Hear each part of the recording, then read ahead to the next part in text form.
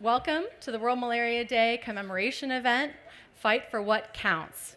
My name is Margaret McDonald. I'm the Executive Director of the United to Beat Malaria campaign, formerly known as Nothing But Nets, at the UN Foundation. And I'm delighted to serve as your moderator, or if you'll entertain me, the DJ, as I'd prefer to be called.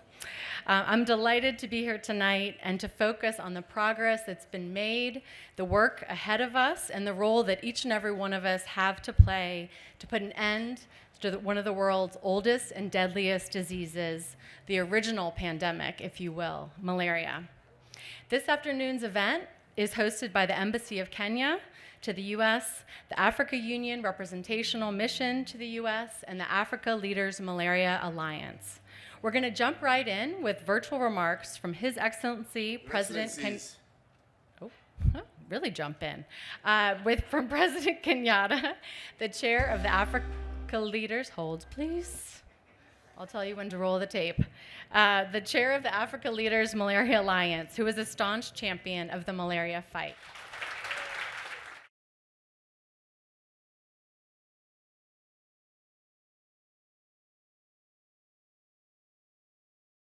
Your Excellencies, ladies and gentlemen, the fight against malaria was threatened by the coronavirus pandemic, especially here on the African continent.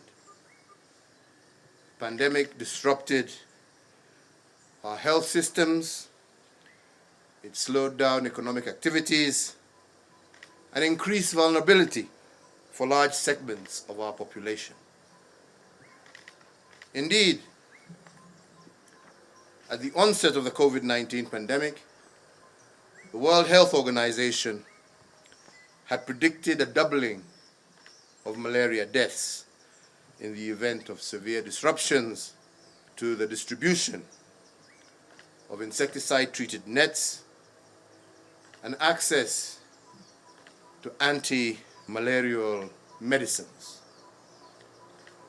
I am, however, delighted to say that the predicted doubling in malaria deaths was averted in our African countries.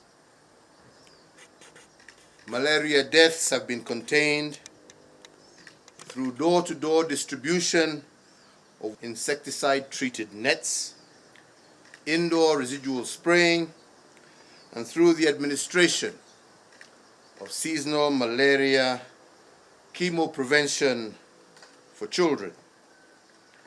All of this has been done while strictly adhering to all COVID-19 protocols.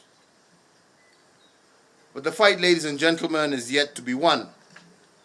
Indeed, far from it.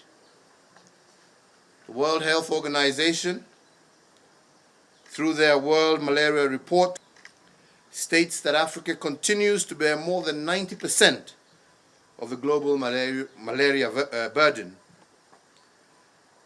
and that progress in reducing malaria infections and deaths has been slowed, especially in high-burden countries. We, however, are still off track in achieving the ambitious targets that we set for ourselves in the catalytic framework to end AIDS, TB, and eliminate malaria in Africa by 2030. The COVID-19 pandemic has demonstrated the centrality of a robust healthcare system which provides universal access to all populations. Additionally, as African nations, our social economic recovery will also depend on our ability to innovate and generate solutions to issues such as malaria, issues which have for long bedeviled us. Africa must increase her capacity for local manufacturing of malaria commodities in a similar manner that we are now producing personal protective equipment for our own use. The spread and the development of the COVID-19 vaccine and the sharing of real-time data to inform decision-making provide instructive lessons for us in our efforts to eliminate malaria by 2030. I am confident that through working together, we can do it. And so I therefore urge my fellow leaders to champion the following actions in your respective nations. The first of these is to increase coordination and engagement on the elimination of malaria through regional economic communities. The second is to expand access to quality health care through national malaria scorecards to inform and to empower individuals and communities to take individual action. The third is to establish national end malaria councils and funds to convene senior leaders across all sectors to champion malaria and mobilize action, resources, and also to drive accountability. And fourthly, to recruit and mobilize a new generation of youth to combat malaria. I take this opportunity to congratulate the African Union member states for the demonstration of unwavering leadership towards the elimination of malaria by 2030. Let me also take this opportunity to thank the Global Fund for the financial support to the African Union member states, which enabled them to avert the predicted doubling of malaria cases on the African continent.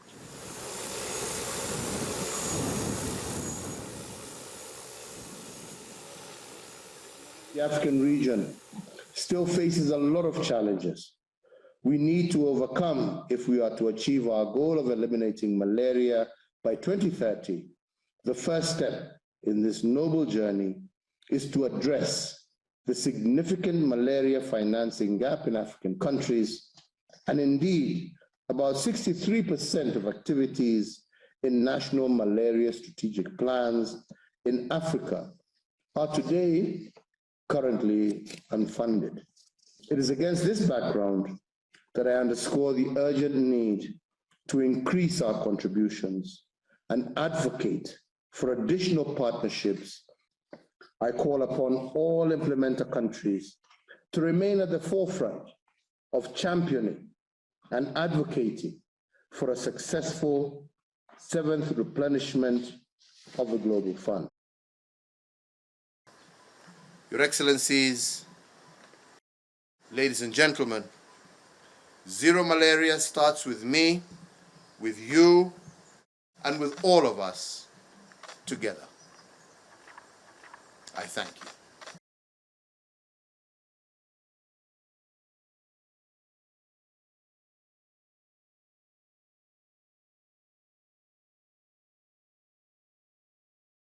Now I'm pleased to welcome to stage one of our co-hosts, His Excellency Ambassador Lazarus Samayo.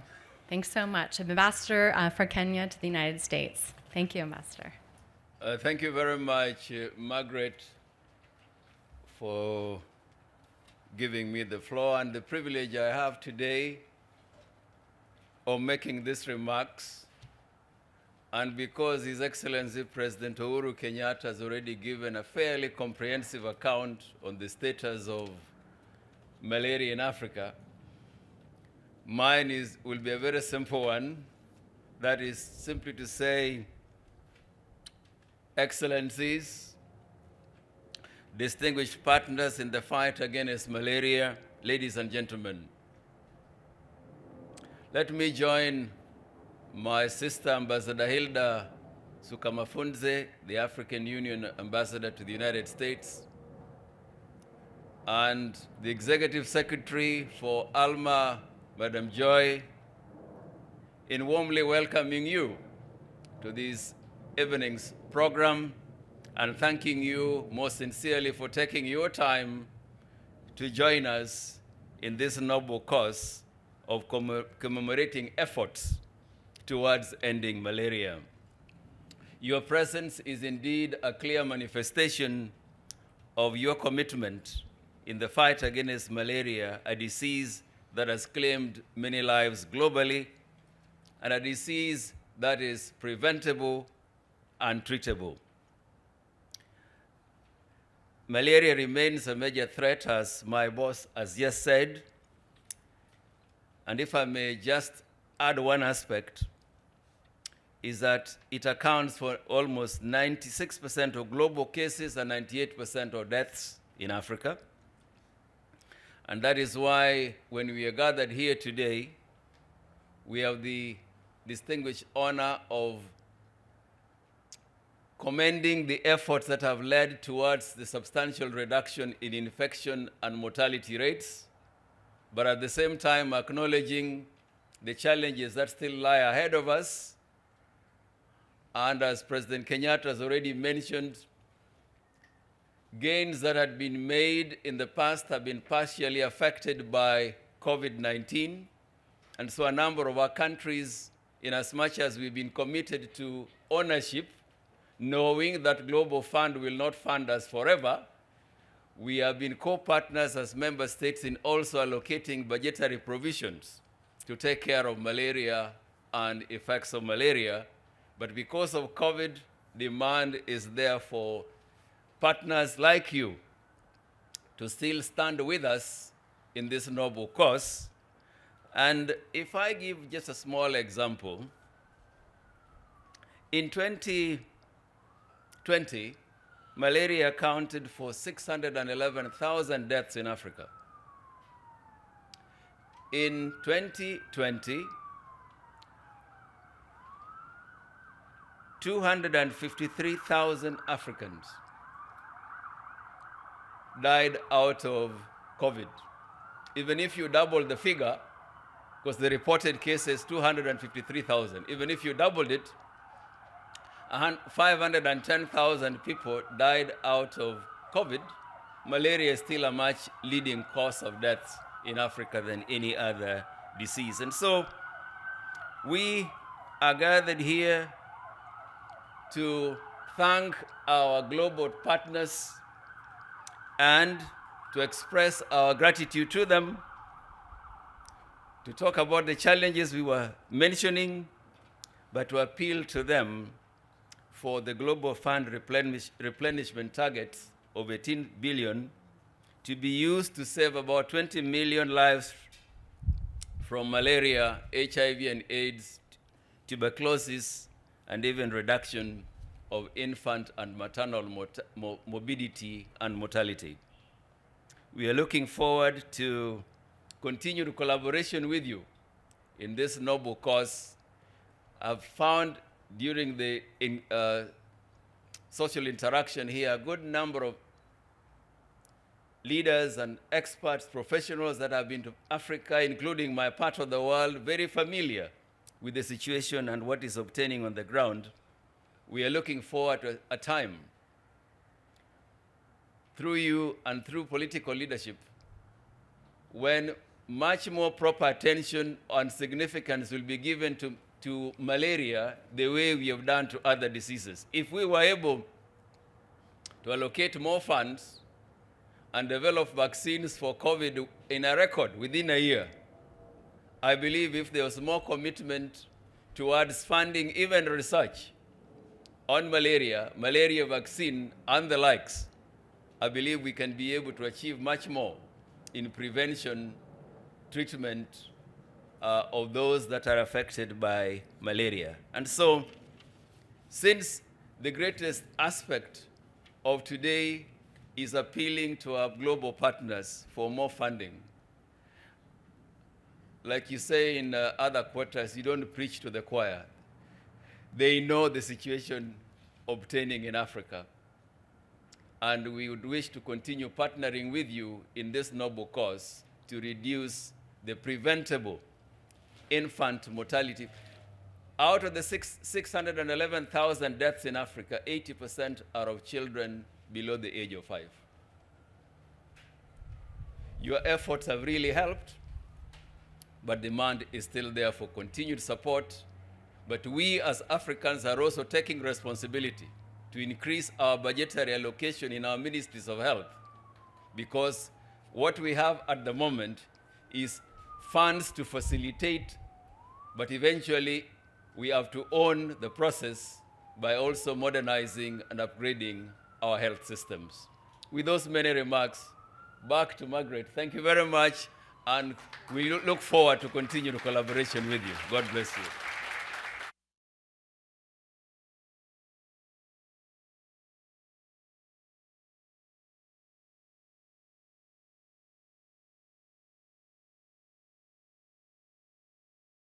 I'm pleased to bring to the stage another one of our co-hosts, Her Excellency Hilda Suka-Mafuze, the Africa Union Ambassador to the United States. Welcome, Ambassador.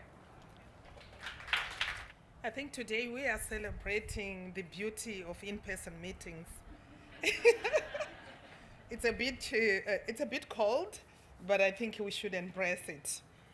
Thank you very much, and I would say, Excellencies, distinguished guests, ladies and gentlemen, it is my pleasure to welcome you all to this high-level event commemorating the World Malaria Day.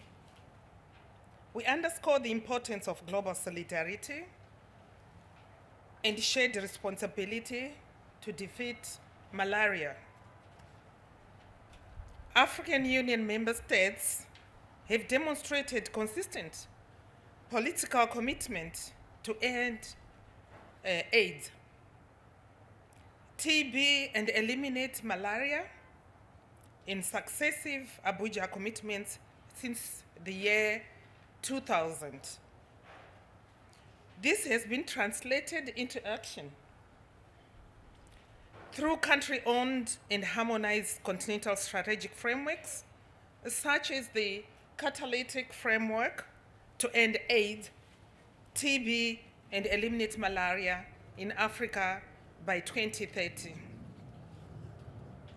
There has been concerted efforts, actions at the national, regional, and global levels to defeat malaria, including far-reaching and unprecedented global mechanisms such as the Global Fund to Fight AIDS, TB, and Malaria, and the US President's Malaria Initiative, among others.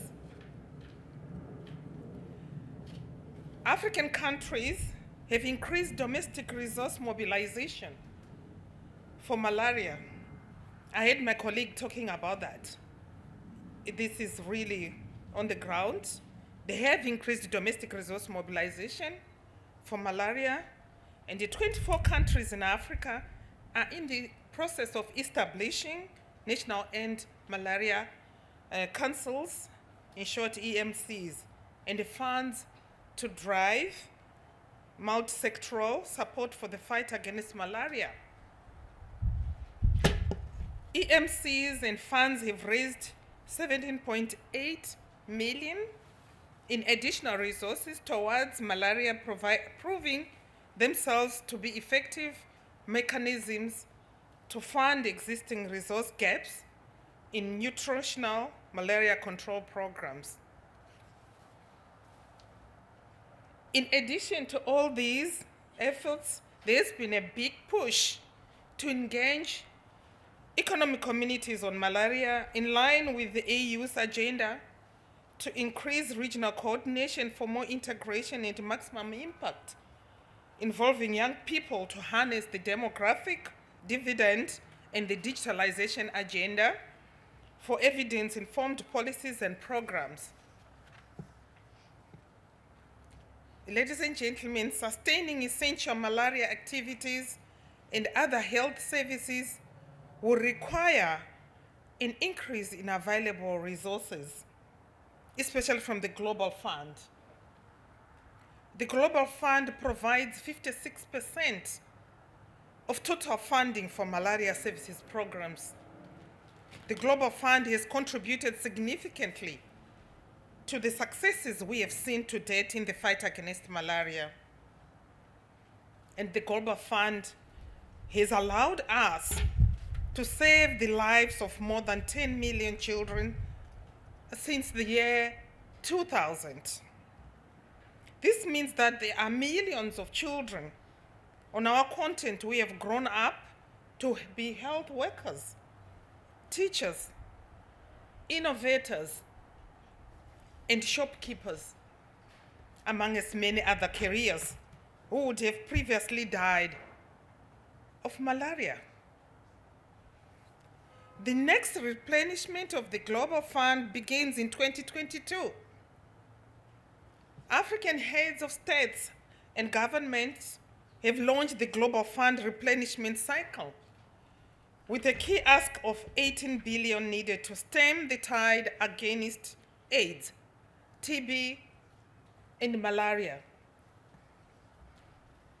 Together with His Excellency President Macky Sall, President of the Republic of Senegal, and the Chair of the African Union, His Excellency President Felix Tshisekedi of DRC,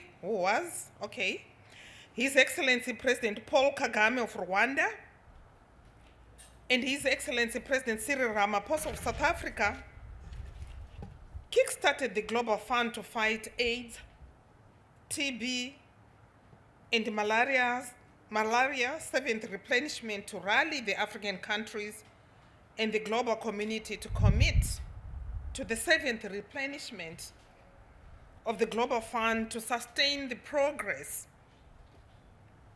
to that which has been achieved against AIDS, TB, and malaria over the last 2 decades.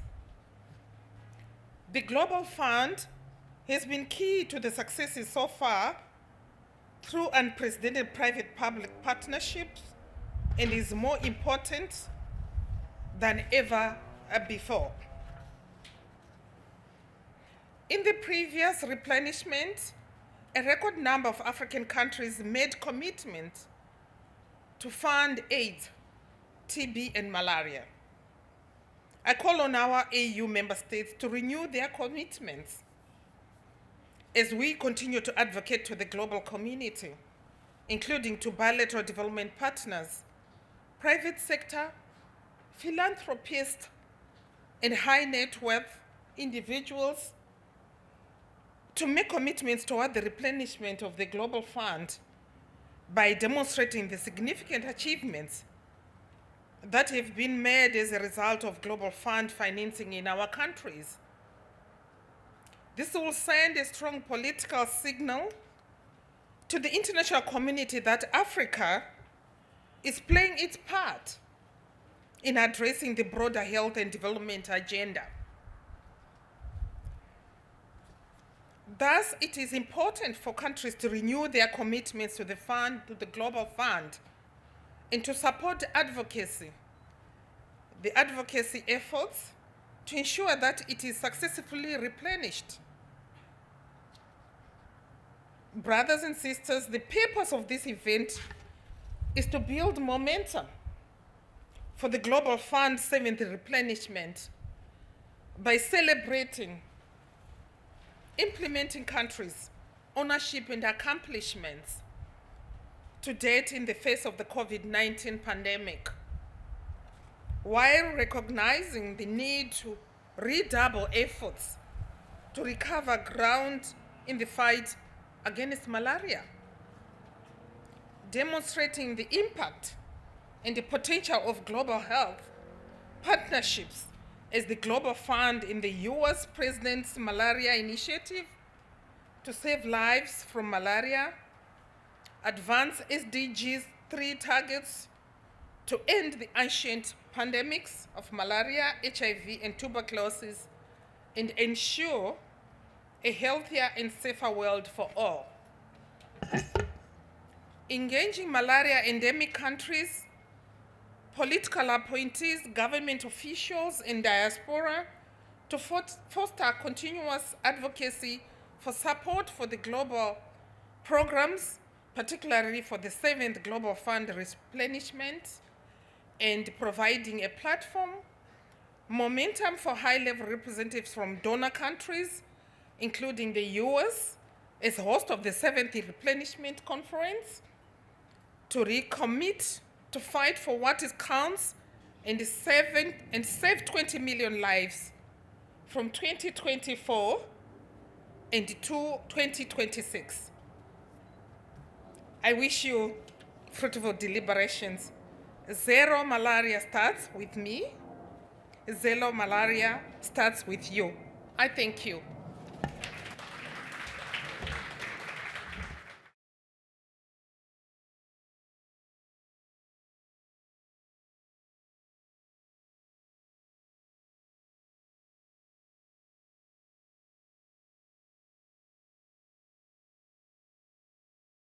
We're really honored to give the floor now to the U.S. Assistant Secretary for Global Affairs, Lois Pace, from the U.S. Department of Health and Human Services. Lois is here to represent, as we've said, the United States is the host of the Global Fund Replenishment this year. So thanks so much, Lois, for being here. And it's so good to see you. I had to get that in. It's been too long. I haven't even seen those babies. This is beautiful. Goodness, I can't even stay, and I'm feeling like I need to move my other appointment. But I'm glad to be here with you right now. I just want to honor our distinguished delegates and thank you for your opening remarks, including those of course, the Honorable President Kenyatta, just because we have to start with the leadership that we have seen come through time and time again. Thank you so much for showing us how it's done, frankly. I also want to acknowledge colleagues, friends. Again, as you said, ma'am, it is really great to be together for once in a very long time, and also acknowledge the co-hosts beyond those who are on stage. I know that there's a lot of work that goes into this behind the scenes. We've been hearing, though, from speakers already how important this issue is. It's obviously very important to the U.S. government. I know everyone's been focused on COVID, as my boss has said, over the past couple of years, and yet malaria and other diseases have been with us for far too long. So let's absolutely keep up the fight. I am here not alone, but joined by colleagues from the Centers for Disease Control at our Department of Health and Human Services, as well as from USAID and our President's Malaria Initiative, and finally, of course, last but not least, Dr. Anjali Atrikar, who's here representing our Office of the Global AIDS Coordinator. So hopefully that is really showing to you all that we are here as a very united front and working towards a malaria-free world. So speaking of malaria, over the past 2 decades, we've really seen this campaign to end malaria emerge as one of the greatest successes that we could celebrate. And despite the leveling off of that progress in recent years, I do think it's important to remember how far we've come. More than 10.6 million lives saved and $2 trillion in economic benefits delivered for malaria-affected countries. I think we deserve to give that a round of applause. Exactly. We can't say that every day. So whether we're talking about, again, the governments that I've acknowledged and the work and partnership that you all have done, or our bilateral efforts such as through PMI, I think we can all really appreciate the role that we've played in this important turning point. And yet, we do still have work to do, especially when we look at the past 5 years, and we don't want to come together and be lamenting the fact that we continue to lose ground. We know how to get this done. We have the promise of something like the groundbreaking malaria vaccine. And I remember in my time outside of government how excited we were for that to come into being. We know it's not a magic pill, right? We know it's not a cure-all, and we know it has to be sort of associated or combined with other really important tried and true interventions, and yet that is yet another signal of our collective progress. And so kudos to the Kenyan scientists who worked towards that end. Yes, please give them a round of applause.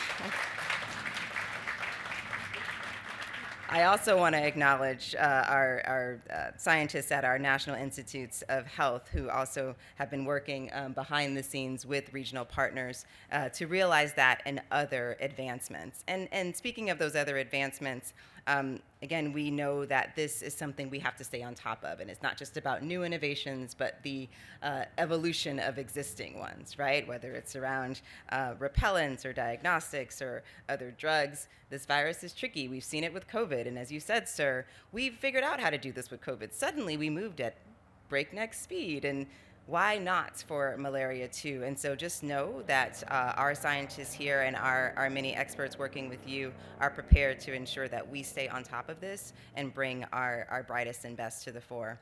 The last thing I'll say is to harp on what I know we're here to celebrate as well, the Global Fund celebrating 20 years this year, which is really quite fantastic, especially given the progress it's made. We're proud here in the US to fund its 7th replenishment, and I hope that you have seen our deep commitment come through already in our own pledge. I know that many of you were very grateful for the President's budget and his pledge of $2 billion there, and that's a signal that we wanted to send. Thank you very much.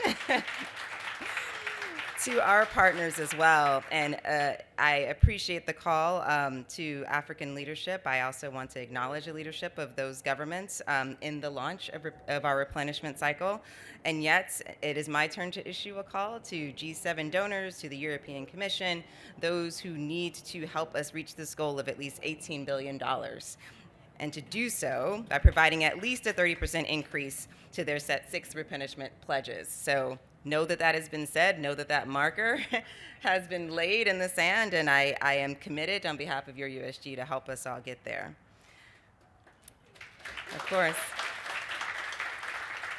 So finally, if this replenishment target is in fact met, and we will meet this target, we know that then we can reduce cases of malaria, deaths by malaria by 2/3. We can eliminate malaria from at least 6 countries by 2026. That is a big deal, and we know that the 7th replenishment cycle can help us contribute to saving 20 million lives in the fight against HIV, AIDS, TB, and malaria, and support the Global Fund's efforts to reinforce health systems, prevent pandemics, and address human rights and gender-related barriers to accessing services, because let's remember, this work has to be rooted in equity if we do nothing else. So with that, I just want to thank you again for having me today, with sincere apologies that I cannot enjoy this venue with you much longer, but know that we are committed to our cause, our collective cause in zero malaria, in finishing the fight and absolutely fighting for what counts, not only for malaria, but in an effort to improve health for all, not only in Africa, but worldwide. Thank you again.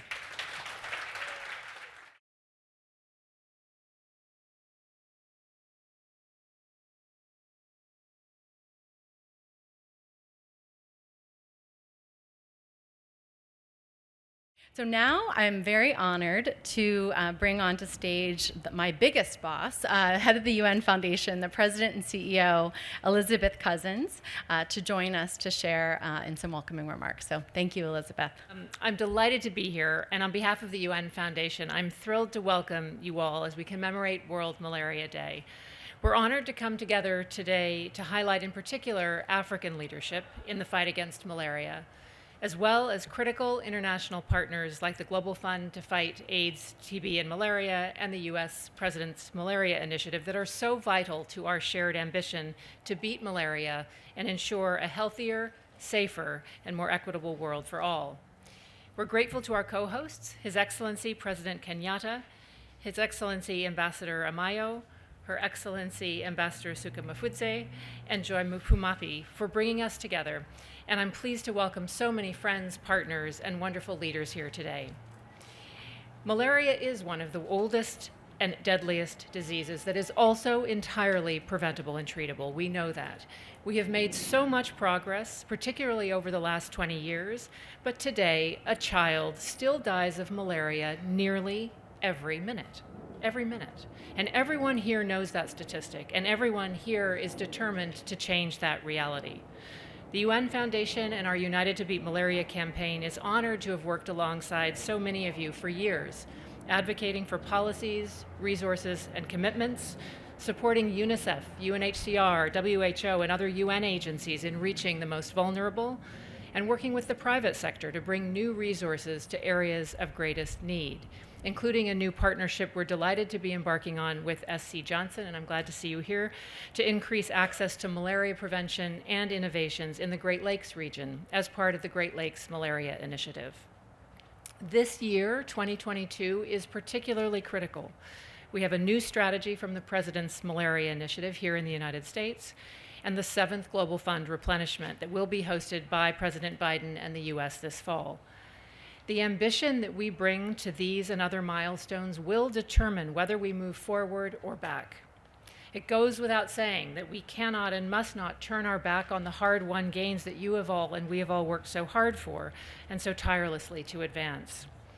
Importantly, the investments that we make to beat malaria, like investing in a strong health workforce or strong health systems, are also absolutely critical building blocks for all of our other health goals. I mean, it was, after all, malaria surveillance systems that were built over years through strong national ownership, community engagement, sufficient funding, and critical multilateral investments, all working together, that were used to detect some of the first cases of COVID-19 in many parts of the African continent. So those investments, those building blocks of good health, have repay time and time again and over and over. So today, we both mark progress and we roll up our sleeves. We know a malaria-free world is achievable with dedicated effort of the kind we have seen already, and we look forward to working together so that every minute can mark not the loss of a child, but the life of a child that has opportunities fully to thrive. So I thank you all for being here and look forward to hearing further remarks.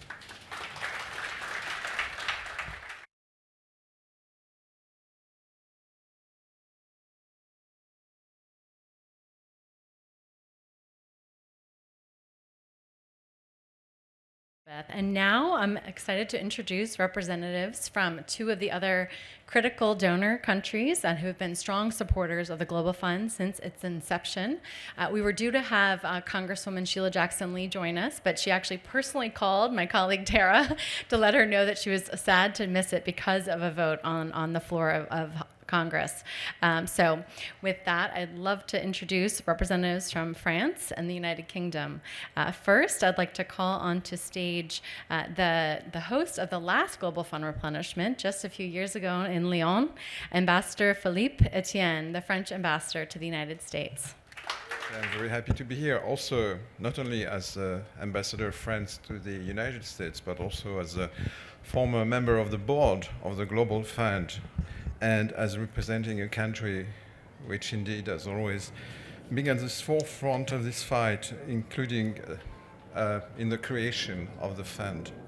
So I am delighted to represent my country here and to join you in commemorating High-Level World Malaria Day 2022. As it has been said, significant progress had been made in the fight against malaria between 2000 and 2019. Incidence rate fell by 29%, while the mortality rate plunged by 60%. But in the context of the COVID pandemic, better coordinated efforts, a stronger political will, increased global and national funding, and significant community engagement are vital to consolidating progress. France will reaffirm its commitment to the fight against malaria with financial supports to UNITAID, the Global Fund, and Gavi, and with the implementation of projects and research supported by the French Development Agency and the French National Research Institute for Sustainable Development.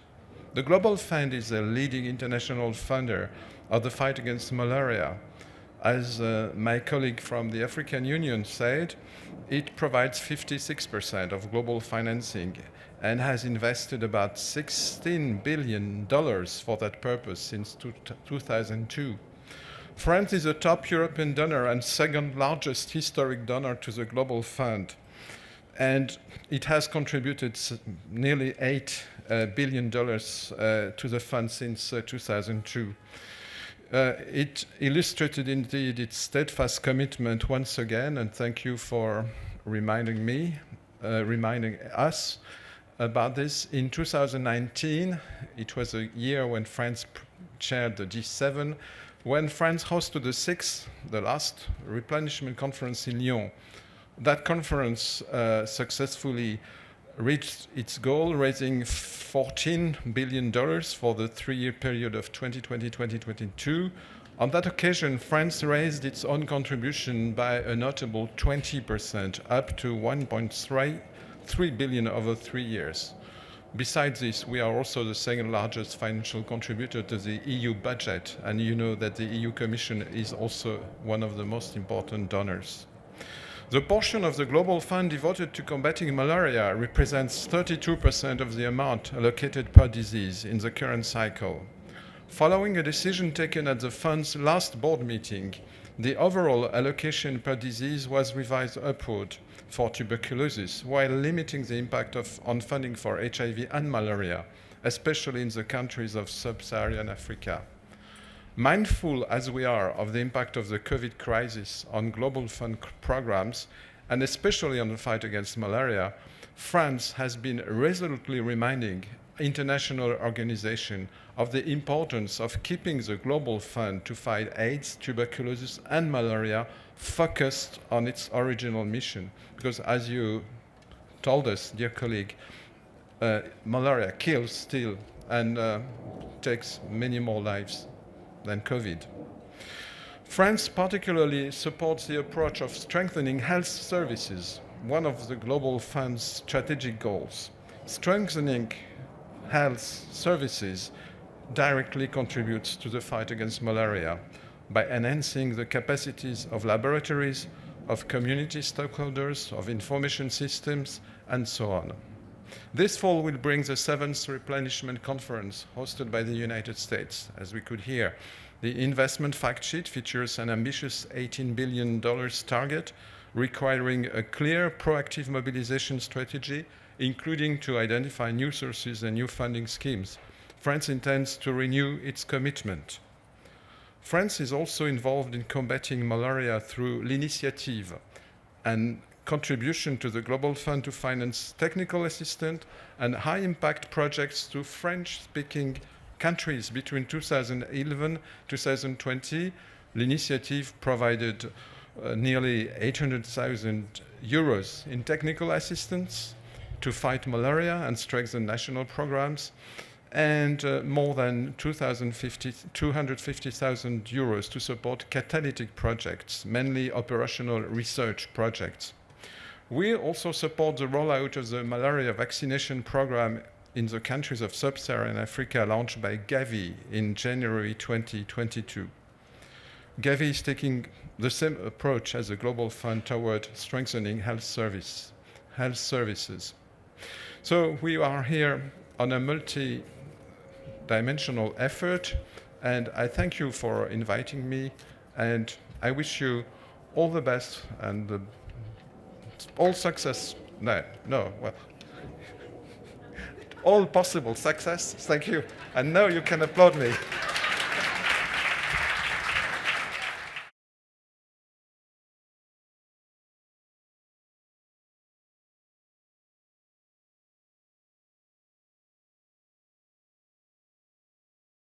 To conclude this session, I'd like to welcome to the stage Michael Tatham, the Deputy Head of Mission for the British Embassy here in Washington, D.C. Welcome. Good evening. Thank you to our co-hosts for convening this important event in this wonderful location. I don't think I have ever before spoken against such an inspiring backdrop. It is wonderful to see so many of you here today, symbolizing the strong and broad commitment to ending malaria, this important and worthy cause. Early in the COVID-19 pandemic, the World Health Organization published modeling predicting that malaria deaths could double in sub-Saharan Africa alone. That was a troubling forecast which caused alarm across the globe.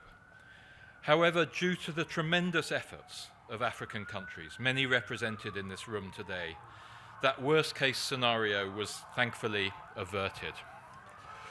A huge and impressive effort was made. The Global Fund reported an 18% increase in the distribution of bed nets compared to 2019.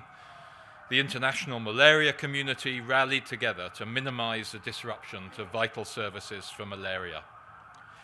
We also welcomed, as other speakers have noted, the world's first malaria vaccine for children last year, a truly historic and inspiring moment.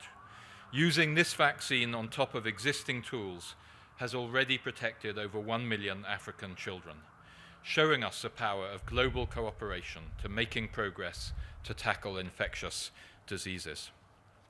Yet, despite these impressive efforts, last year's World Malaria Report showed that the pandemic has set back progress on malaria. You have heard the statistics from previous speakers. I won't repeat them, but I will reiterate the point that even moderate disruptions to services can have tragic consequences, particularly on children under 5, who accounted for 80% of all malaria deaths. So there is no doubt that tackling malaria must remain a priority, a cause to which we must keep recommitting ourselves, and we will all need to redouble our efforts to recover lost ground. The UK has a long track record of investing in global health, including efforts to combat malaria. This aligns with our ambition to end the preventable deaths of mothers, newborns, and children, and to strengthen health systems. We deeply value our partnership with the Global Fund, investing in services to prevent, test, and treat malaria, and working to strengthen health systems.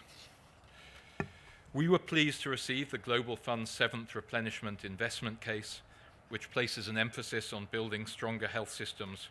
We hear clearly the urgent and important message from the Global Fund. We applaud the Global Fund's commitment and level of ambition, and the way in which it has created a high-performing partnership between government, civil society, and the private sector. We are currently actively reviewing this investment case in line with our commitment to this cause and with our Ending Preventable Deaths and Health System Strengthening position papers. We are proud of what the Global Fund has achieved, working in partnership with others, and above all with the relevant countries themselves, saving an incredible 44 million lives. But despite this progress, we know we still have a long way to go. Continued support to the Global Fund will be critical to help end malaria, strengthen health systems, and work to fight pandemics, ultimately building a healthier and more equitable world. By working together, investing in global organizations like the Global Fund and UNITAID, and collaborating on scientific breakthroughs, we will be able to move closer to the fundamental goal of consigning malaria to the history books. Let us keep up the fight and work together to that noble goal. Thank you.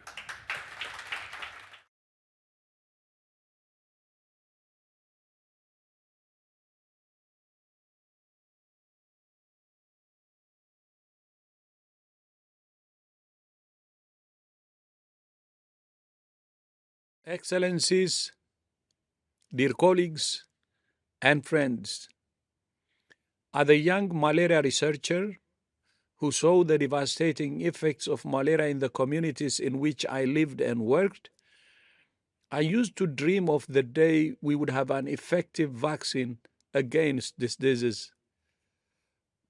That day arrived in October of last year, when WHO recommended the expanded use of the RTS vaccine in countries with moderate to high malaria transmission. Its broad deployment could save tens of thousands of lives every year. At the same time, no single tool will solve the problem of malaria. In 2020, malaria killed an estimated 627,000 people, a 12% increase over the previous year, and 24 countries have reported an increase in malaria mortality since 2015. We need investment in research and development for new tools. We need to ensure that the tools we have are accessible to those who need them most. We need to improve disease surveillance, and we need strong health systems so that all people receive the quality care they need. Government leadership and the active engagement of communities are both critical. With urgent, decisive, and collective action, we can set the world back on a path towards our common vision of a world free of malaria. I thank you.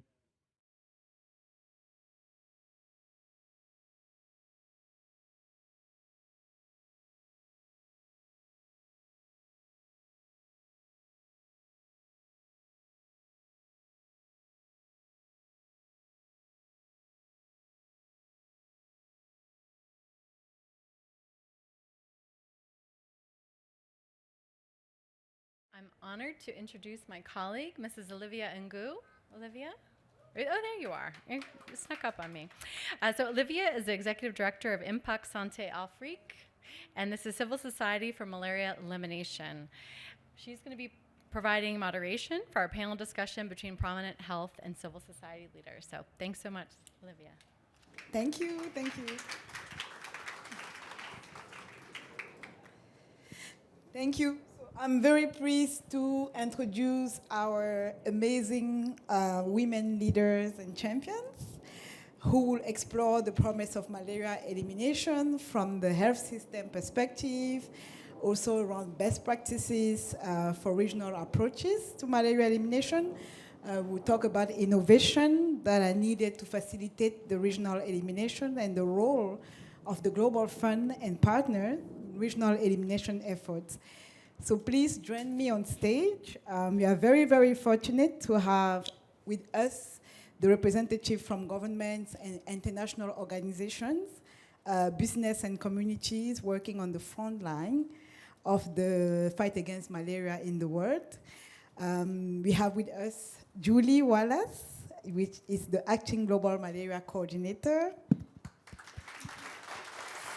And we have Dr. Angelique, which is the acting AIDS coordinator, who is, together they represent the US bilateral program fighting malaria and HIV, and the President's Malaria Initiative, PMI, as well as PEPFAR.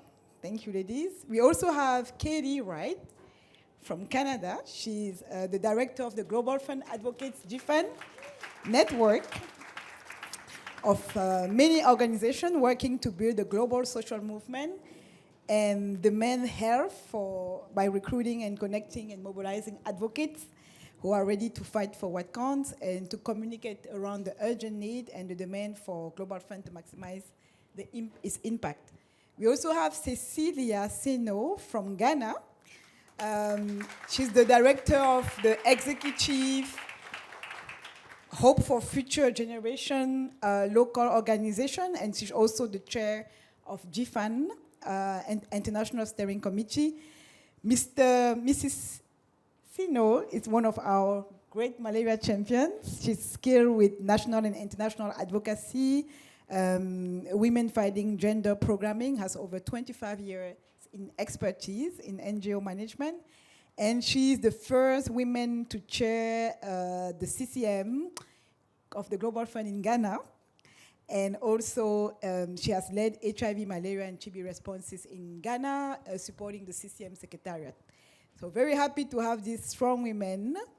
And last but not least, we have Lois Maturu, our champions. She was born with HIV, and she's a dedicated advocate fighting HIV, and also ensuring that young people have access to HIV treatment, and also working to promote sexual reproductive services. So Lois has been a peer counselor, and she's now an advocacy officer working on issues related to treatment, care, and support, and we're very happy to have her here. So thank you, ladies. I'm very fortunate to be around you, working on the 3 diseases from all over the world. And I'm going to start with my first questions. We'll go through Cecilia.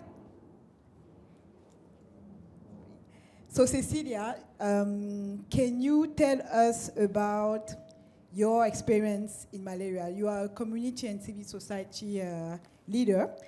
And as a civil society leader, also nurse and midwife, what impact have you seen from mobilizing communities, and especially women and young women, women and youth, to advocate for health, and what more needs to be done to succeed in malaria? Hello. Good afternoon once again.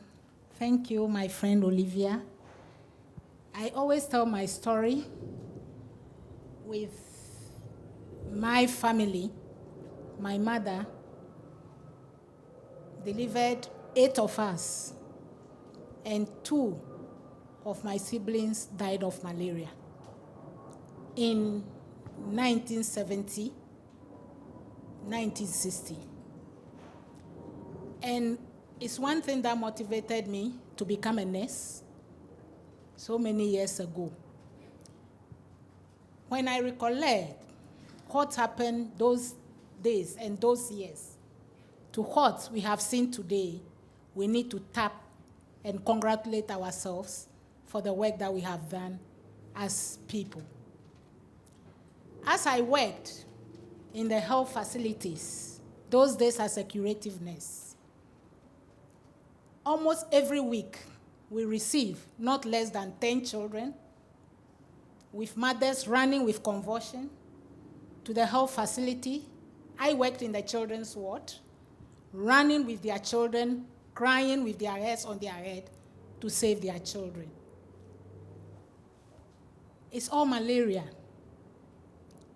And today, even though we still have a lot of work to do, we don't record those children running to the health facility with convulsion, very high temperatures, to look for services.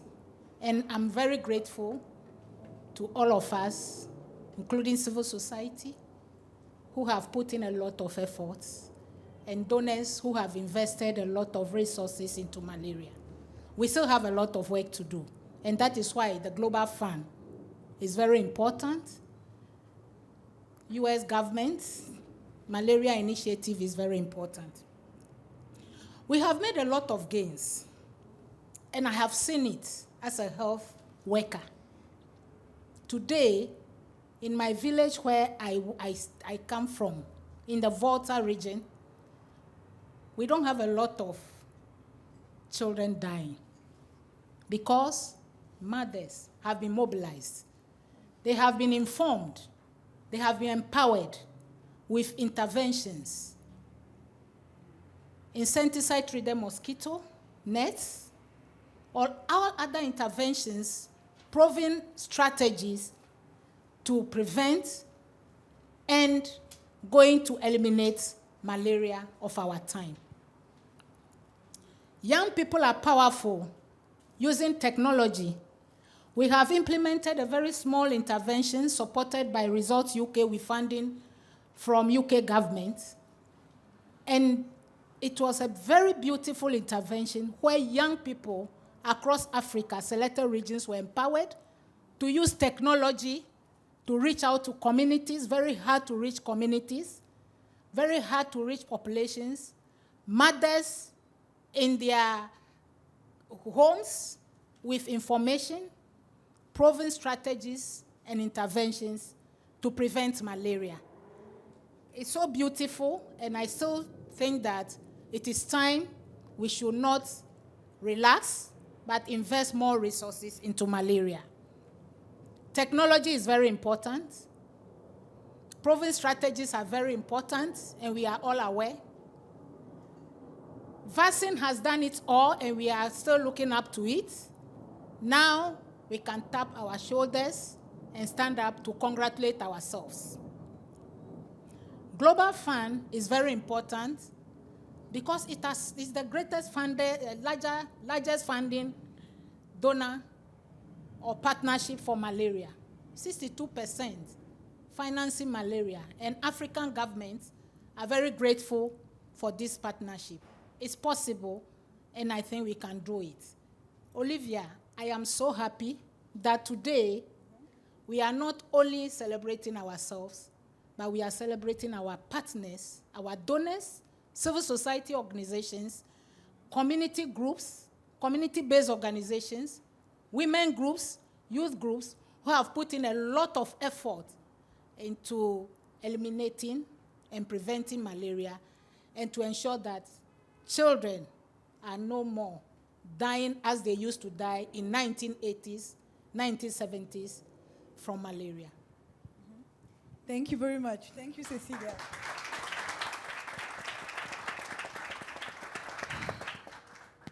Thank you, Cecilia. We were talking earlier about 20 million lives that can be saved if, as a global community, we are able to meet at least $18 billion. And those 20 million lives represent our brothers, our siblings, our sisters, our people. And it's very important that we make sure that we can reach that goal. So thank you for sharing your experience from Ghana. So I'll go to Lois. Lois, what can engaging youth perspective and leadership really do to advance global goals in general and in the fight against malaria in particular? And what opportunities already exist for youth leaders and activists in malaria communities? And what gaps can be filled? Thank you so much. And first of all, I'd like to say it's really an honor and a privilege for me to be here today as a young woman who's openly living with HIV. You know, it's not easy coming out in the open, sharing, you know, your HIV status. However, today we are here talking about malaria and the Global Fund, and I would want to, you know, talk around those areas. So for me, first of all, I would like to say I believe that as a young woman who's living with HIV, I should not worry about getting a mosquito bite. I believe that no one has to lose their loved ones because of malaria. And I believe that no pregnant young mother should worry about fighting AIDS and fighting malaria at the same time, because we know what needs to be done. We do have the tools to make this happen.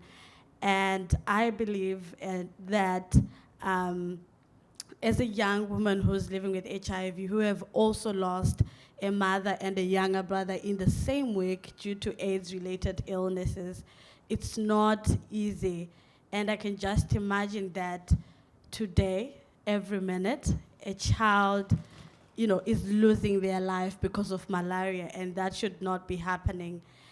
And this is the right time and the moment for us to really reflect on our commitment to the Global Fund, because we know that the Global Fund has been the biggest organization supporting, you know, countries like Zimbabwe with the highest burden of HIV, tuberculosis, and malaria.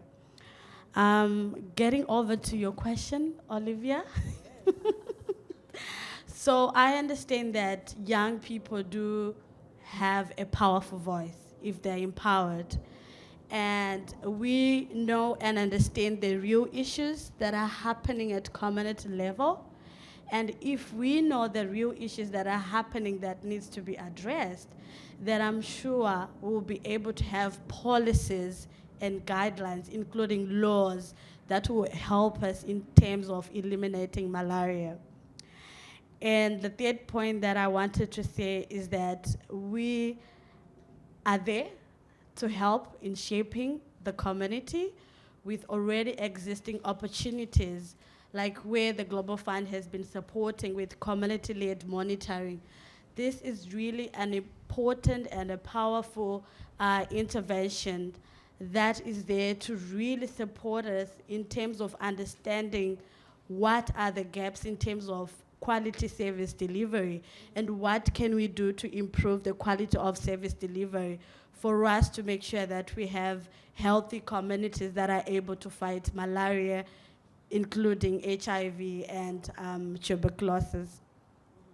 And I can say that in terms of the gaps, I know you asked me to say a lot, but I'll try to shorten it.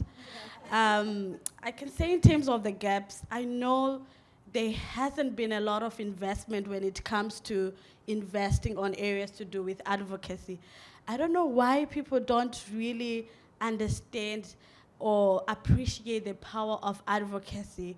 I believe that if there are enough resources, you know, in creating awareness, in educating the community on the issues related to HIV, tuberculosis, and malaria, communities definitely will be able to make informed decisions around these issues. And I guess the greatest opportunity that we have is the Global Fund.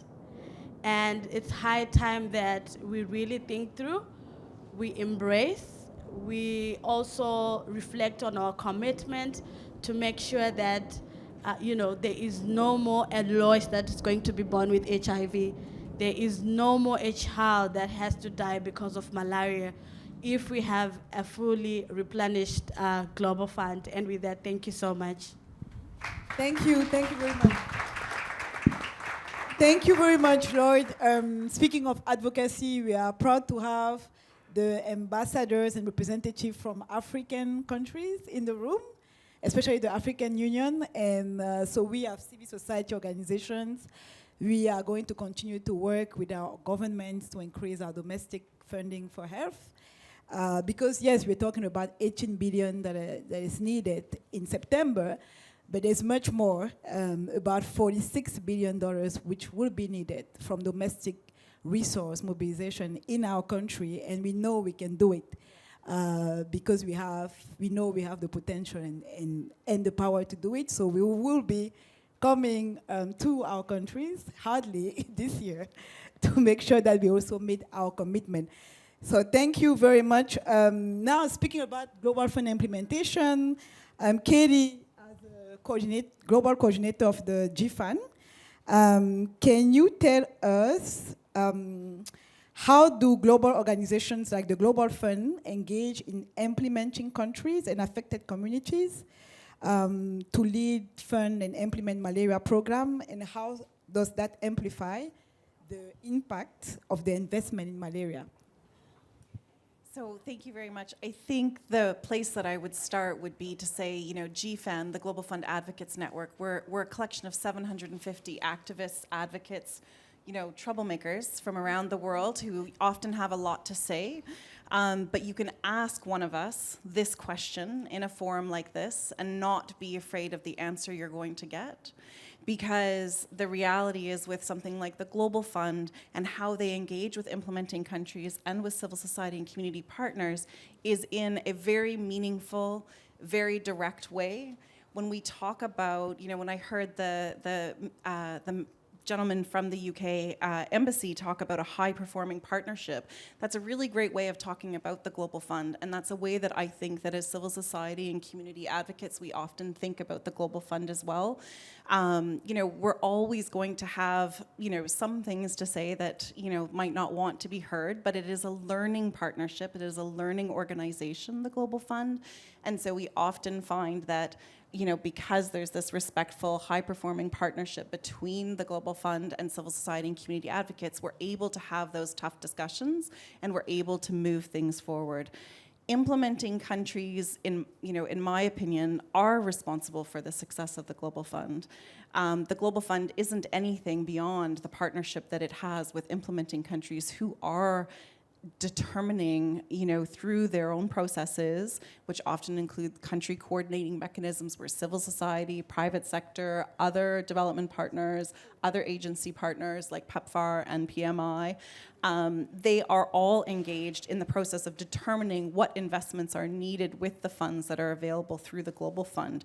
And because of that country-driven model, which is the basic premise of the Global Fund and the work that it does, it's easy to say, to answer your question, Olivia, it's easy to sort of say that they engage implementing countries fully in the process.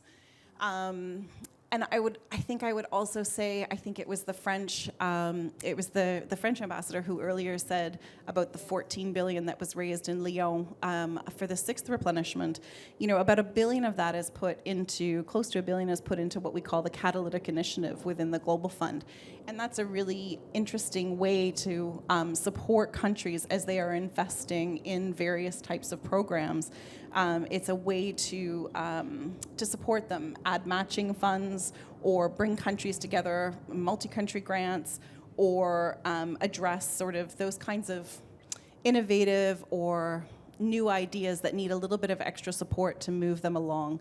I think Lois earlier said that one of the keys around the Global Fund and the work that it does with countries and with communities Oh, I just lost my train of thought. That's embarrassing.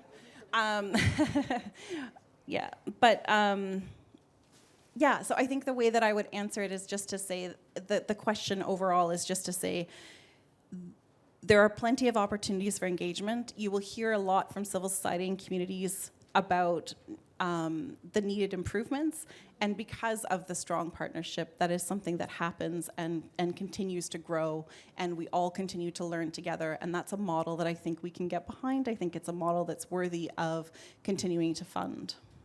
Thank you very much. Thank you, Kelly.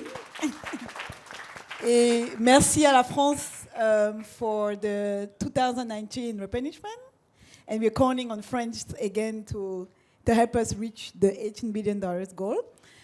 So we spoke a lot about the Global Fund because you know we have a specific target in September. We have a goal that we need to meet as a global community. We need to come up as a world in solidarity to meet that objective. But recently, civil society got together to thank the US leadership for the really leadership in health, and for also committing earlier, or request at least the commitment earlier, of the pledge of $2 billion per year for the next 3 years. So civil society around the world sent a thank you letter to President Biden. I hope he saw it. But besides that, the US has been a true leader in malaria and HIV, and besides the Global Fund, we also have the bilateral programs, PMI and PEPFAR, working hard in countries, supporting our countries, saving millions of lives. So we are very grateful for that leadership. And to that, I'm really, my next questions will go to Julie Wallace and Anjali to say how do PEPFAR and PMI, bilateral program, support the national malaria strategies and goals? And how do bilateral and multi-sectoral investment in malaria complement each other to meet the country's objective? So I know the answer to that question, but I will ask Julie first. Can you explain how strong primary and community health system can help to get the malaria back on track? Absolutely. And hello, everyone. It's a pleasure to be here. It's an honor to be part of this panel with, collaborating with activists and community champions is sort of something important to me and at the core. And so it's a pleasure to be here with you, Olivia, chairing, and with my colleagues. On behalf of the U.S. President's Malaria Initiative, I'm happy to talk about the role of investing in community health systems and primary health care as a means to address malaria. I think it would, everyone in the room or in this space would probably agree that investing at the front lines, reaching those who are unreached right now, and delivering services for malaria, but also building that platform for primary care more broadly is critical to advancing malaria objectives and advancing overall health system strengthening objectives. It's a pivotal time, as has been already said, since we've been here tonight, with the stalling of progress that we've seen in malaria. We had, a decade and a half of impressive, steady reductions, and over the past few years, as I think we've all seen, we've seen that stalling. We've seen populations at risk growing. We've seen more recently the devastation that COVID has had in a number of malaria-affected communities. But we've also seen some lessons that have come from the work underway in communities and in frontline health facilities, where even as COVID has come and had impacts, the healthcare workers that have been trained and equipped to diagnose fevers for malaria have been the same healthcare workers that have been successful in detecting and helping people with COVID and families. And, we have multiple examples from across, countries, whether it be in Rwanda or outside Africa and Cambodia, but where the community mobilizers were the ones that were carrying the information about COVID. The trained malaria community health workers who are in many cases not just treating malaria but have been equipped to diagnose fever. They're also the ones that are telling communities how to protect themselves. And so there's no doubt that PMI, together with the Global Fund investments, but most importantly with countries, have partnered for a number of years in strengthening the community and frontline systems. Our new strategy has an emphasis on really making sure we're going where the services, where to bring equity, going where the services need strengthening. And lastly, I would say that the hope with the targets of the Global Fund, with the significant increase in investment, is that the 30% of children who have fever in sub-Saharan Africa who don't get care will actually be able to get care as we expand and strengthen services at the community and frontline level. If you wouldn't mind, Olivia, I want to pay, because of this panel and the focus on community mobilization and the community actors, and so critical in the fight in health, not just malaria and HIV, et cetera. On Tuesday, the global malaria community lost 2 community champions. So anyone who was involved in the Lyon replenishment might have remembered our colleague and cherished community advocate Elaji Diop from Senegal, from Thiénaba, Senegal, who had, when 20 or so years ago, one of his children, his daughter, died of malaria, and that spurred him to. Getting emotional because I know him personally, but that spurred him to mobilize his community from that point on, and he became not just nationally known for his advocacy, but internationally known. He was on the stage at Lyon for the replenishment as the malaria champion. Also on Tuesday, someone I had met but didn't know well. There's people in the room who did, but Bishop David Njuvu from Zambia, who passed away. He had been an absolute champion through his role in the church all the way down to the community in the fight against malaria. So all I want to say is pay tribute to them, but also say that the champions on the stage who are advocates, those in the room, those we partner with in each and every country, are key to driving progress in malaria and strengthening health systems at the community level more broadly. Thank you very much. Thank you, Judy.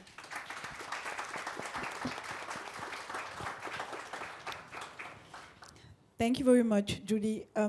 Angeli, the pandemic has presented significant challenges in the fight against the 3 diseases, but also has given rise to new opportunities to address health inequities.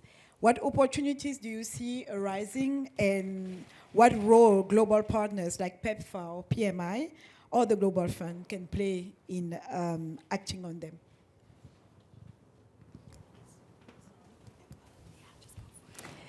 Thanks so much, Olivia. And let me just start by thanking all of you. It's really, really, Your Excellencies, friends and colleagues, it's really great to be together today in person, but to really commemorate a really important moment for all of us. Just as Julie said, we continue to lose people to a disease that should not be, that we should not be losing people to. And just as Lois said, we continue to lose people to AIDS, and we should not be, and similarly with TB.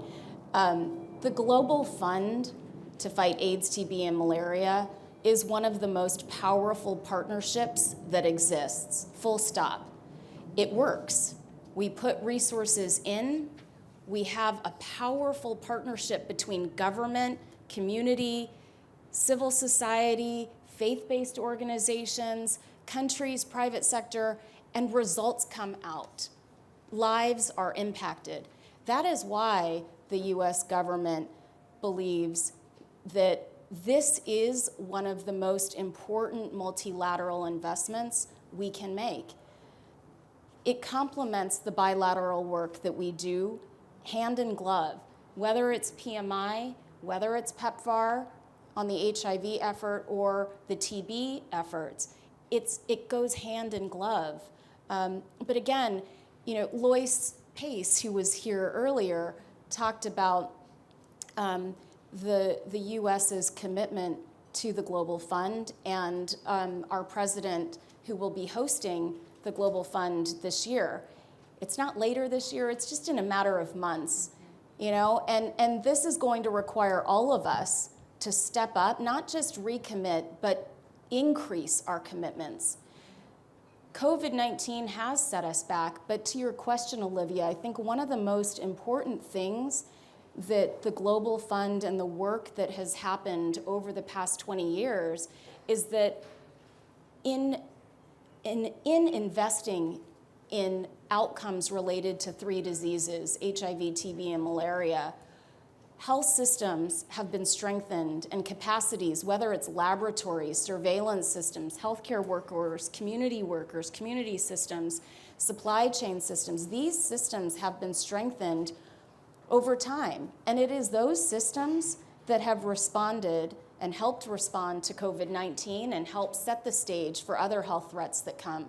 So again, I think that yes, there have been setbacks, and yes, we have to step up more than we ever have before, and that's what it's going to require to get to fully replenish this seventh replenishment. But again, it's a smart investment.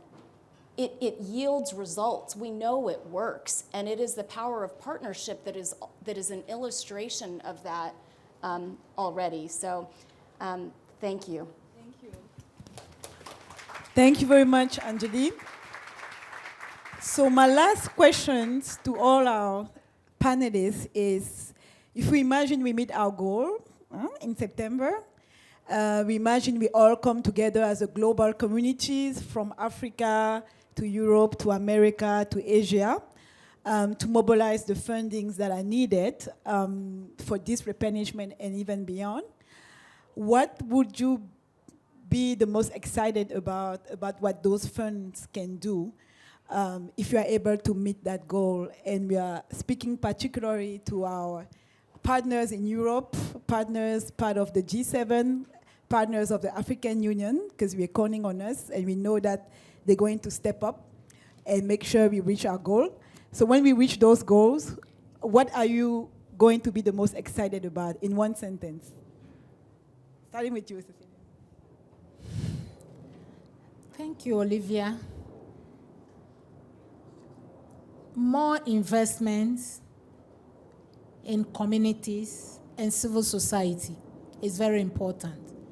And as we are calling on donors and African government to support Global Fund's 7th replenishment, we must start looking at elimination of malaria, because the resources we put into prevention, curative, is still a lot. But when we invest in elimination of malaria, we can move those resources to other areas. And it is important that, there is no doubt, Global Fund policies, accountability and partnership has really showed us what the Global Fund can do. And we are waiting to see that investment into Global Fund 7th replenishment is achieved. And that is our call to all of us as civil society. Not only Global Fund, or not only donors, African government during the 6th replenishment have made us very proud. Yes. And we know African government will still invest into the Global Fund replenishment to support the US government for this special commitment. Thank you very much. So Katie, thank you. Thank you, Cecilia. So Katie, what would you be most excited about if we made that goal? Well, I had two answers to that question, but I'll just try to stick to one. But just to say that, I think that through the COVID pandemic, we've had a lot of conversations that have, taken more prominence that maybe wouldn't have otherwise. And I think over the next 5 months, that is between now and the replenishment, I'm really excited to get to that at least $18 billion target with all of you and with all of the colleagues in the partnership. But I think that I'm most excited about the opportunities we have to really center and embed equity in what comes next in terms of our sort of global health architecture as we continue to look at the existing mechanisms that we have, like the Global Fund, like PEPFAR, like PMI, that do great work and that we should be looking at as an example as we set the pandemic preparedness and response strategies of the future.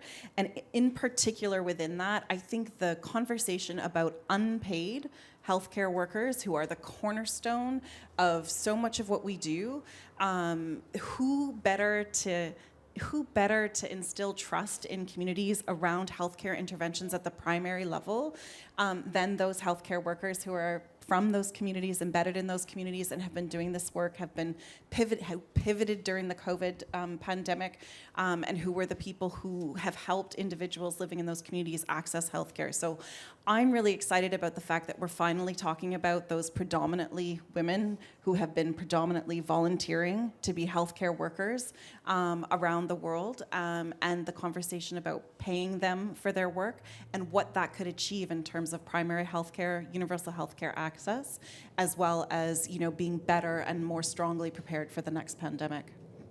Thank you very much. Thank you, Kelly. Thank you. So, Anjali, what would you be the most excited about if you meet that goal? So a fully replenished global fund will mean we can finish the fight. We can finish the fight for the 3 diseases. And not only that, in doing so, continue to strengthen the health systems, the workforce, the community health workers, all of that has ripple effects. So finishing the fight. Yes, thank you. Thank you, Anjali. Yes, we should finish the fight. And Julie, what will you be the most excited about? I don't know what else more I can say, because I think that just said it. And I think what Katie said as well, with an equity perspective, I think, along with what I indicated, it's really it'll enable us to work in partnership with countries to expand equitable access to health services, including malaria, but also HIV, TB, primary health care more generally. It'll enable in the malaria space to be able to buy more of the more effective tools that have come down the pike, but that are more expensive, but more impactful. The better nets to address insecticide resistance, the better drugs where we're starting to see resistance, et cetera. But so expand access and be able to procure on behalf of countries better tools. Thank you very much. Thank you, Julie. And last but not least, Lois, what will you be most excited about? I think the most exciting part is really when we reach the goal. It means that there's still hope for me and my peers and the people that are affected and infected with the 3 diseases. There is hope really to lead a normal life, And secondly, I think I would be more prouder that I'll be able to continue giving back to the community with my services the same way that I was supported for me to be who I am today. That means making sure that children and adolescents who are affected, they are retained in care. Volunteers are well equipped to be able to support and help the community become healthy and make decisions that can support the communities. That also includes adolescent girls and young women being empowered and being able to make informed decisions about their own health. So thank you. Thank you very much. Can we give a round of applause to our panelists? Thank you very much. Thank you, ladies. Thank you for your work, and we look forward to a very successful replenishment, but also the next 3 years of successful programs with PMI and PEPFAR. Thank you very much. Thank you.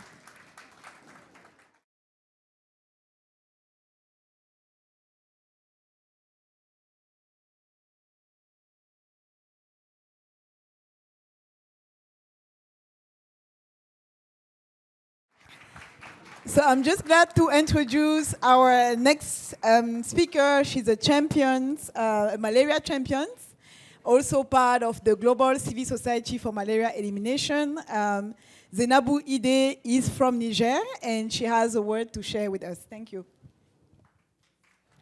Dear ambassadors, distinguished guests, my name is Zainabou Ide. I come from Niger, a francophone sub-Saharan African country, and I represent the communities affected by malaria.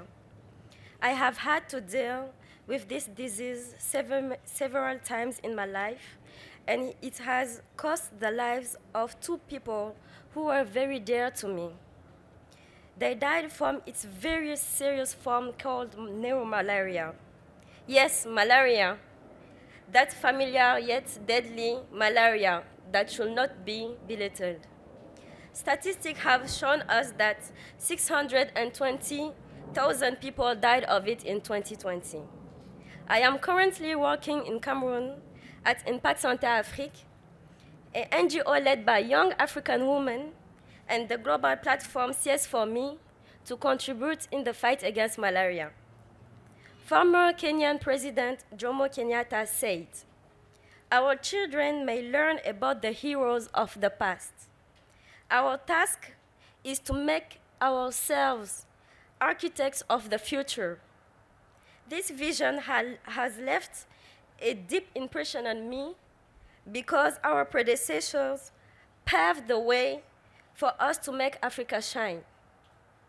On the occasion of the commemoration of the fight against malaria in this month of April, we seized the opportunity to commend the salutary efforts of African and international leaders.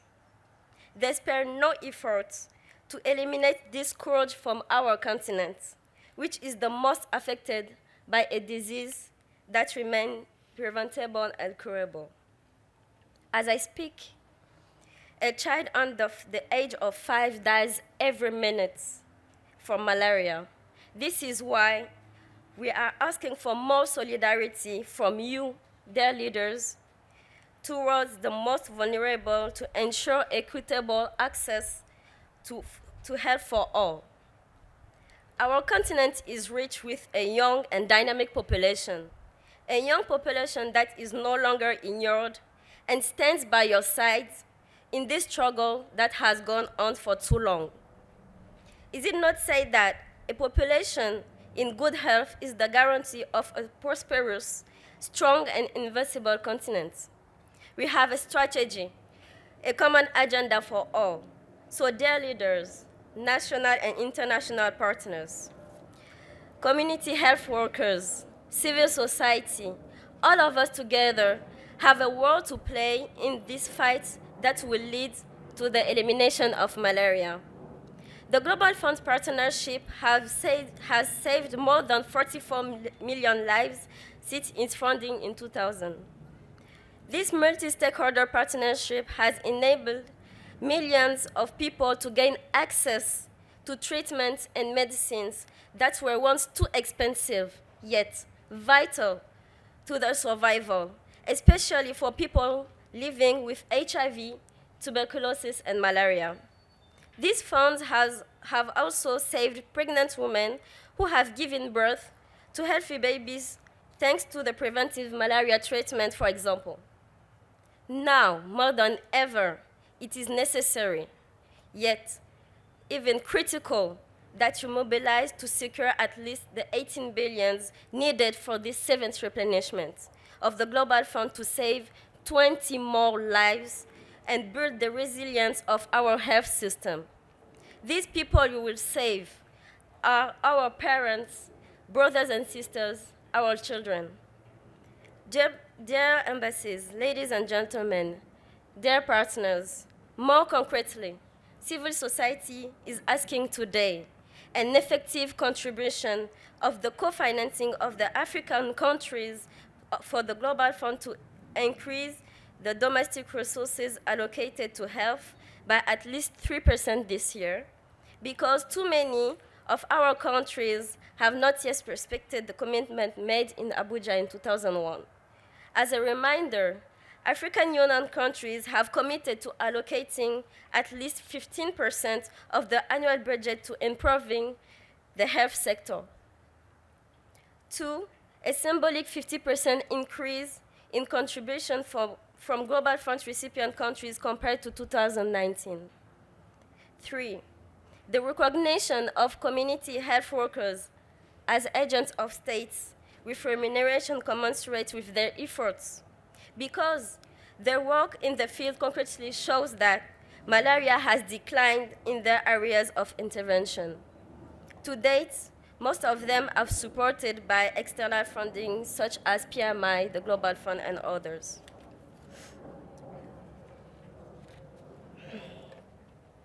Which puts the sustainability of our community health system at risk. Is it essential, dear leaders, that African countries take more leadership in health financing by limiting external aid and dependence? Dear leaders, let us ensure that we leave a legacy other than the burden of malaria for future generations.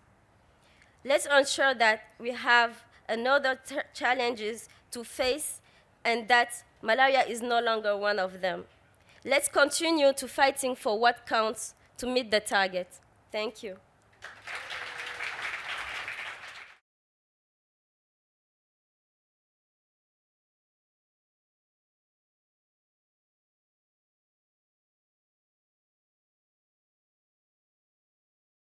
That was wonderful. Thank you, Zainabu and Cecilia. And how incredible. That was like the opposite of a manel. It was all women on the panel. And I think it's worth noting that women are disproportionately impacted by malaria as mothers and caregivers and health workers on the front lines. That was beautiful to see. With that, we have one more to go, and I promise we will release you to network and drink and eat and develop action plans for ending malaria. So with that, I'm very honored to introduce our other co-host, Mrs. Joy Pumapi of the Africa Leaders Malaria Alliance. Joy, please come join me. Thank you. Thank you so much. I would like to recognize our co-hosts, Their Excellencies, the AU Ambassador to the United States of America and the Kenyan Ambassador to the United States of America. Your Excellencies here present and our co-organizers, the UN Foundation, distinguished ladies and gentlemen, representatives of countries, partners, pharmaceutical industry professionals, our warriors in the field in the fight against malaria.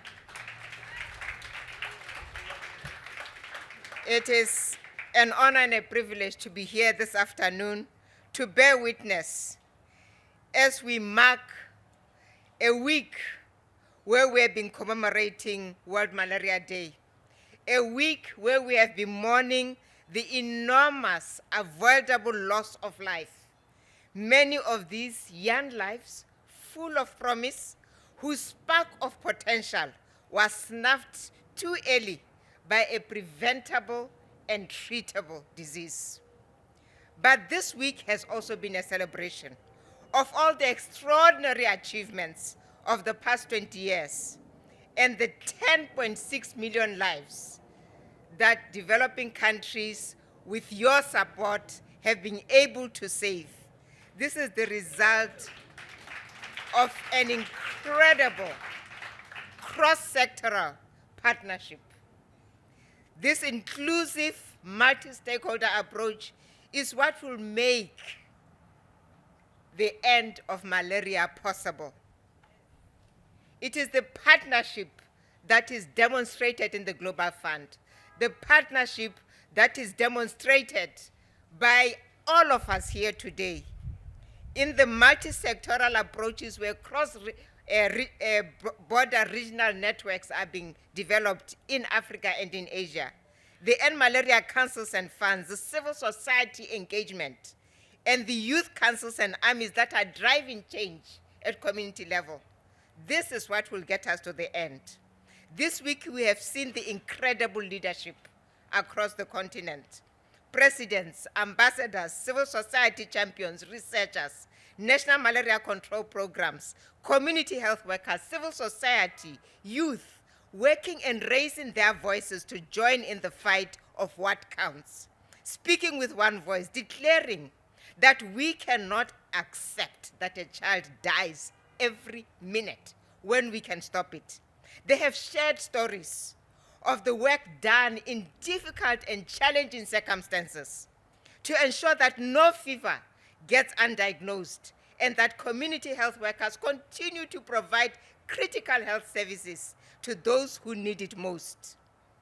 Even in the midst of a pandemic, they have demonstrated that endemic countries are in the driver's seat for the malaria elimination, whether it is in the engagement of communities working with mothers, ensuring that LLINs are distributed and used, or IRS is accepted, or that RDTs and treatments are made available at community level, including new technologies like the injectable artesunate, or that researchers help in the development of a vaccine, or youth introduce new technologies such as the use of drones, as you saw in the video that was presented by His Excellency President Kenyatta, or ramping up manufacturing.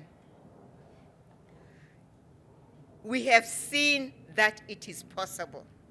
However, we have also seen that this progress is under threat, and it has stalled. And that if we do not replenish the global fund, all will be lost. We will regress. This week and today, multiple voices have resonated all the way from Africa and Asia to Washington, D.C., to London, to Paris, to Berlin, to Tokyo, to Ottawa, and many more cities around the world. These voices are demanding that everything is done to increase equity and access, to reinforce health systems by investing in the Global Fund, to ensure that the minimum required to sustain malaria programs, HIV/AIDS programs, TB programs in countries is made available. We need to continue to amplify these voices. I thank you all, our faithful partners, African and Asian countries, the US, the UK, France, Canada, who spoke here today, civil society, researchers, pharmaceuticals who are here today, health professionals, youth, all of you who are gathered here. I call on new partners to join us in this shared vision of a world free of malaria, so that together, led by our countries, listening to our communities, to our mothers, to our children, we can create a world free of malaria. Zero malaria starts with all of us, individually and collectively. Zero malaria starts with all of us, and malaria must come to an end. I thank you so much.